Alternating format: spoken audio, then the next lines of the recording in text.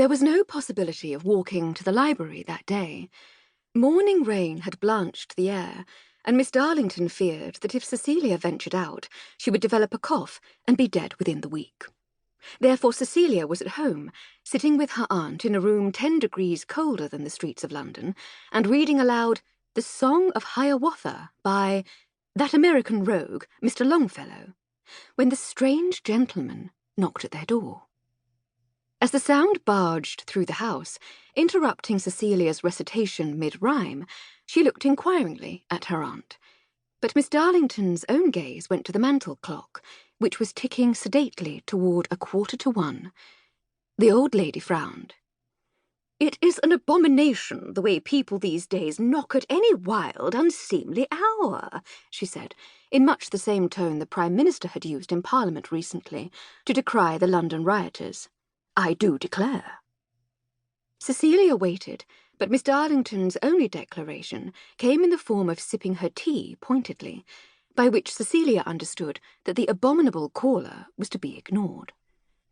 She returned to Hiawatha, and had just begun proceeding toward the land of the pearl feather, when the knocking came again with increased force, silencing her and causing Miss Darlington to set her teacup into its saucer with a clink.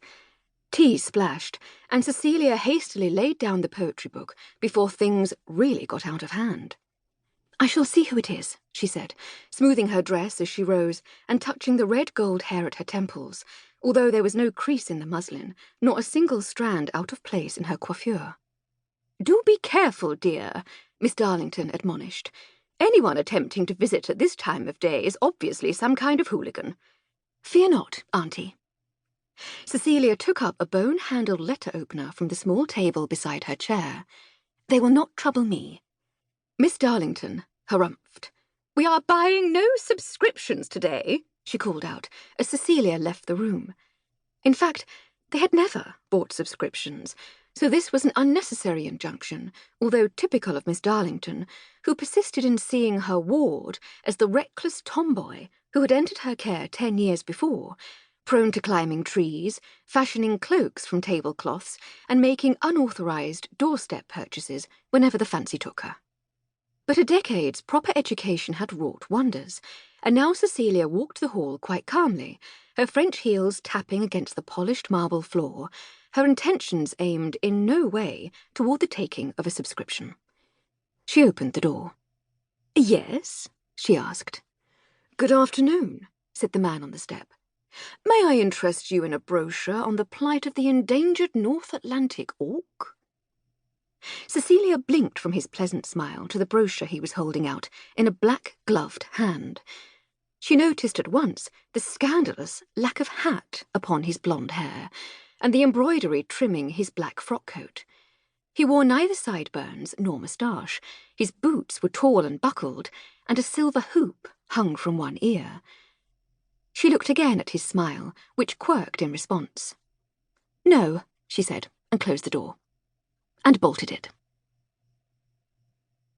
Ned remained for a moment longer with the brochure extended, as his brain waited for his body to catch up with events.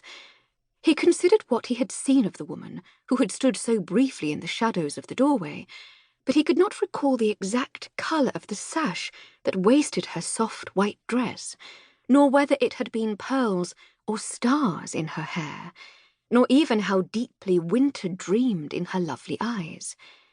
He held only a general impression of beauty so rare and face so fair, and implacability so terrifying in such a young woman.